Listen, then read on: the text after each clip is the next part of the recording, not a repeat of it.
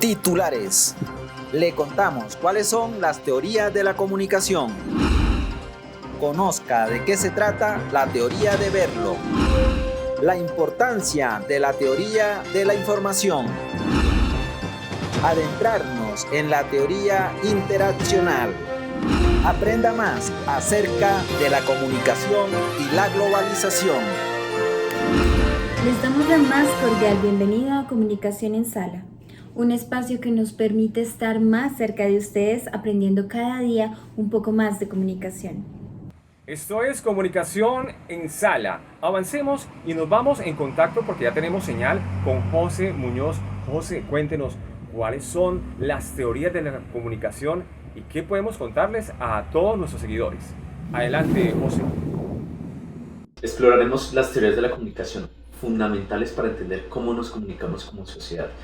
Descubriremos las ideas clave detrás de estas teorías y cómo han evolucionado con el tiempo.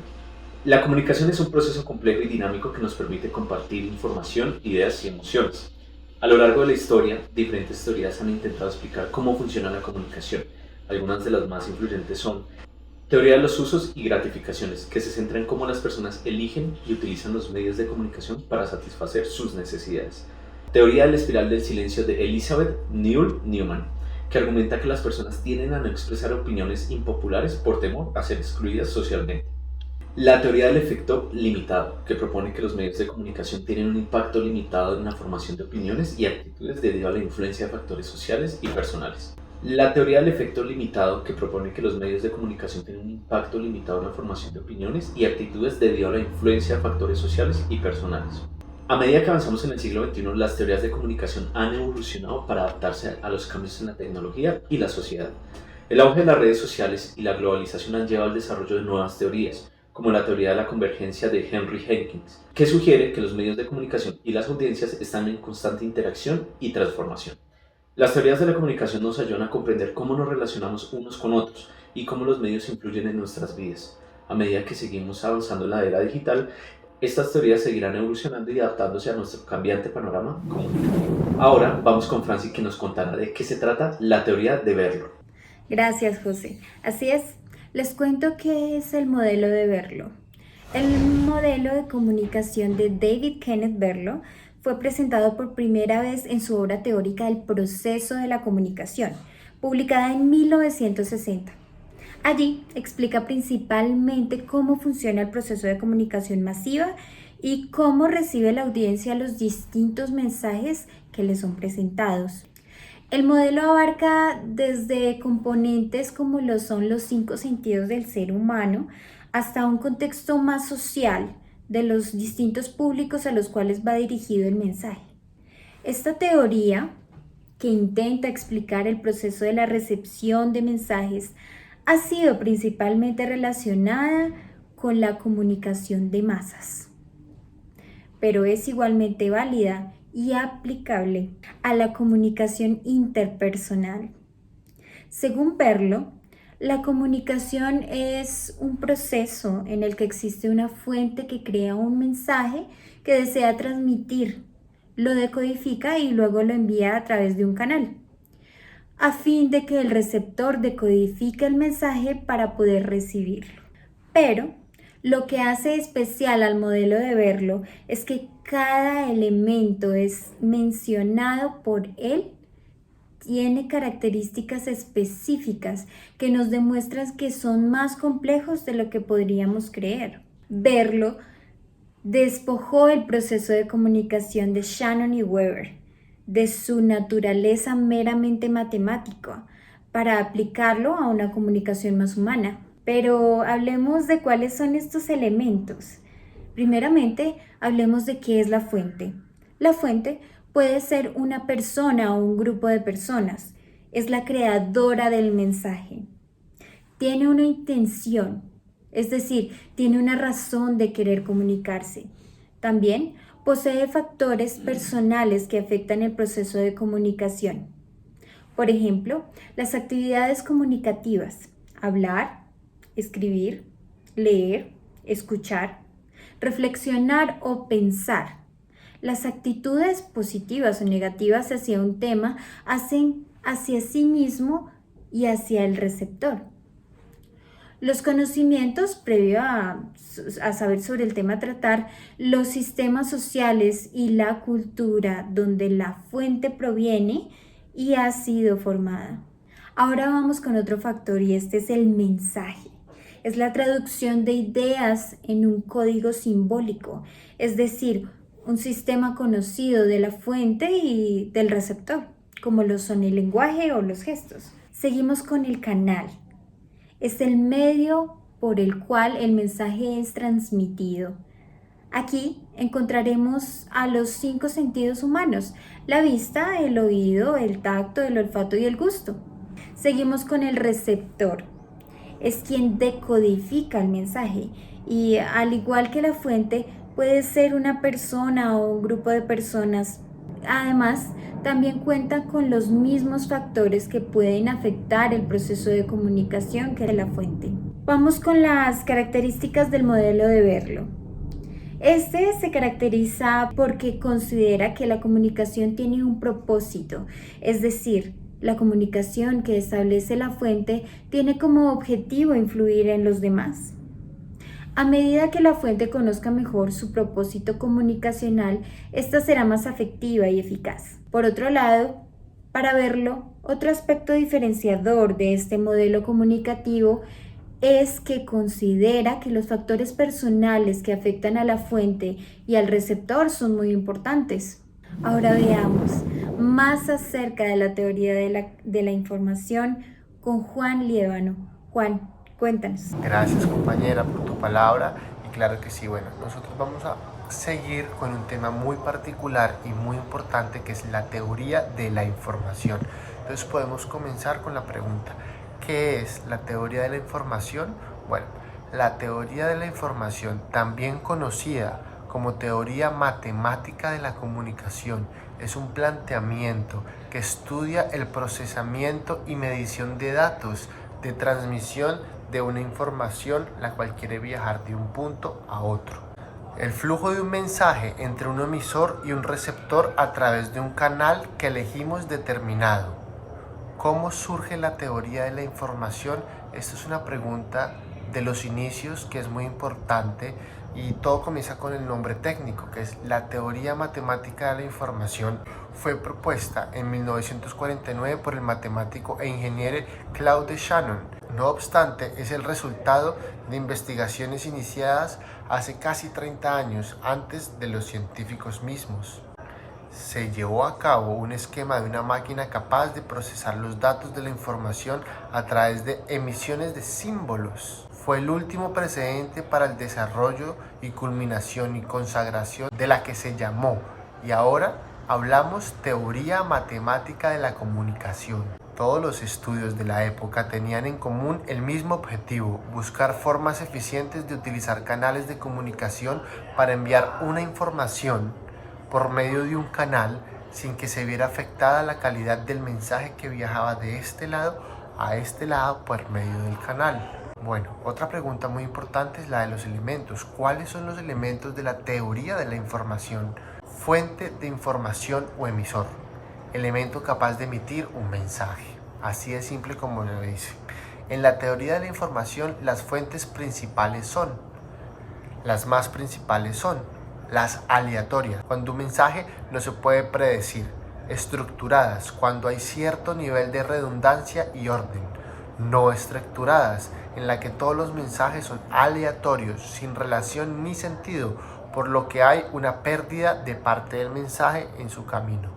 El canal, medio porque se transmite el mensaje para que llegue al receptor, de acá al otro lado. Información es lo que se busca transmitir a través de un mensaje, receptor o destinatario, quien recibe el mensaje.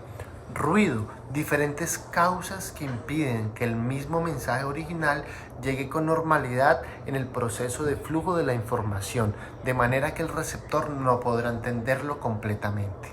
Considera que un mensaje tiene múltiples sentidos, de manera que el destinatario lo dota de significado, siempre y cuando guarde el mismo código que el emisor. Bueno, otra pregunta muy importante, la cual podemos cerrar, es: ¿qué aplicaciones tiene la teoría de la información? Ciencias de computación, como lo son la criptografía y la comprensión de datos. ingeniería eléctrica, como la teoría de la comunicación y la teoría de la codificación, la estadística, que es tan importante, la biología, en el estudio de las secuencias de ADN y código genético, pagos, transacciones electrónicas y procesos de autenticación. Bueno, y todo este tema de la teoría de la información es un tema muy particular y es una propuesta teórica muy diferente y muy centrada en la comunicación. Muchísimas gracias a nuestro corresponsal Juan Liévano. Ahora nos vamos con Angie Martínez. Angie nos tiene una información bien importante, la teoría interracional. ¿En qué consiste esto? Angie, explíquenos. Así es, otra teoría bastante interesante y que ha revolucionado la manera en que entendemos la comunicación es la teoría interaccional. Esta corriente de pensamiento tuvo su origen en la Escuela de Palo Alto y en California para la década de los 50 y sostiene que la comunicación es un proceso dinámico en el que se producen interacciones entre las personas y que éstas son fundamentales para la comprensión de los mensajes. De acuerdo con esto, la comunicación no se limita a la transmisión de la información de una persona a otra, sino que es un proceso bidireccional en el que tanto el emisor como el receptor tienen un papel activo. Además, la teoría interaccional destaca la importancia del contexto en el que se produce la comunicación, ya que éste influye en la interpretación de los mensajes. Nuestro psicólogo invitado nos contará un poco más acerca de las características de la teoría interaccional. En la Escuela de Palo Alto desarrollaron varios conceptos para analizar la comunicación desde una perspectiva interaccional. Por ejemplo, el primero es uno que conocemos como la teoría de la doble contingencia. En esta teoría se dice que tanto la persona que está hablando con la otra persona tienen en común los significados de las palabras y el idioma en el que están usando. Este caso lo podemos ejemplificar fácilmente, por ejemplo, con los regionalismos. Digamos, imagínense hablar ustedes con una persona en Argentina. Si ustedes les dicen, por ejemplo, quiero una piña, un argentino, el significado de la palabra es distinto y va a tener una comprensión totalmente diferente de la frase. Entonces, esa diferencia y esa unión de los significados es lo que genera y facilita el entendimiento entre la comunicación. Otro aspecto importante y muy interesante es el aspecto de la metacomunicación. Este va mucho más orientado a la parte no verbal de la comunicación. Porque tú puedes decir una frase muy seca, muy linda, muy de todo, le puedes decir a tu pareja que la amas, que la adoras, pero si se lo dices solamente así, muy en seco, pues el mensaje va a quedar corto. Esta metacomunicación va a analizar todos esos aspectos que colorean la comunicación, por ejemplo, tu lenguaje no verbal, el volumen de la voz, la intención, la mirada, la posición del cuerpo y todas esas cantidades de detallitos extras que complementan el mensaje. Y el último concepto que salió de la Escuela Palo Alto es uno que conocemos como la teoría de la observación sistemática. Esta es una teoría que busca principalmente desarrollar mecanismos para poder analizar la comunicación en diferentes entornos, para poder detectar esos patrones de comunicación entre las personas dependiendo de dónde se encuentren en ese momento, porque no son los mismos patrones cuando se encuentran en un entorno familiar comparados a las formas de comunicarse en entornos laborales o incluso en la misma calle. Entonces, esa técnica se busca principalmente eso, encontrar una forma para analizar esa comunicación y empezar a encontrar patrones dentro de la misma comunicación, depende del ambiente. En resumen, la teoría interaccional nos invita a comprender la comunicación como un proceso en el que la interacción entre las personas es fundamental para su comprensión. Ha tenido una gran influencia en diversos ámbitos, desde la psicología hasta la sociología y la comunicación. Sigan en estudio. Angie Martínez, muchísimas gracias por toda su información. Clarísimo. Veracidad que nadie iguala, definitivamente. Por eso somos Comunicación en Sala. Alexi Mesa ya está en contacto con nosotros y nos va a contar, nos va a informar acerca de la comunicación y la globalización, un tema bastante candente. Adelante, Alexi, ¿en qué consiste esto? Gracias. Es un tema que ha estado en el foco de atención en los últimos años, la globalización y la comunicación. La globalización se refiere al proceso de integración económica, política y cultural que ha transformado el mundo en una aldea global. Gracias a la globalización y la comunicación, los países hoy están más conectados que nunca. Las personas pueden interactuar en tiempo real con alguien que se encuentra en el Medio Oriente y está aquí en Sudamérica. Y eso ha venido transformando el mundo en una verdadera revolución de comunicación y globalización en tiempo real. La comunicación es uno de los pilares fundamentales de la globalización. la tecnología ha avanzado mucho en los últimos años, lo que ha permitido el desarrollo de nuevas formas de comunicación, como el correo electrónico, las redes sociales y las videoconferencias. Esto ha causado realmente una revolución en todo el planeta. La comunicación y la globalización permite que las personas se comuniquen en diferentes partes, interactúen, comercialicen, traten diferentes temas sin importar el idioma en tiempo real. Sin embargo, la globalización y la comunicación también han planteado nuevos desafíos. Por ejemplo, la competencia global ha llevado a la deslocalización de trabajos y la concentración de la riqueza en manos de unas pocas personas. Hablar de globalización y comunicación en línea también tiene sus problemas. Existen hoy en día, como todos lo sabemos, las fake news, empresas y personas que no tienen escrúpulos y venden información, el tema de los hackers, la pornografía infantil que es globalizada. Hay todo una línea oscura detrás de lo que es la globalización en las comunicaciones. No todo es bueno. La globalización comunicativa se refiere a la interconexión de personas y culturas a través de la comunicación global. Las tecnologías de la información y la comunicación han desempeñado un papel clave a nivel global en este proceso. Es importante estar al tanto de los últimos avances tecnológicos de la comunicación y entender cómo pueden afectar a las personas y a las sociedades en todo el mundo. Alexis Mesa, muchísimas gracias por toda esa información. Esto es Comunicación en Sala, veracidad que nadie iguala.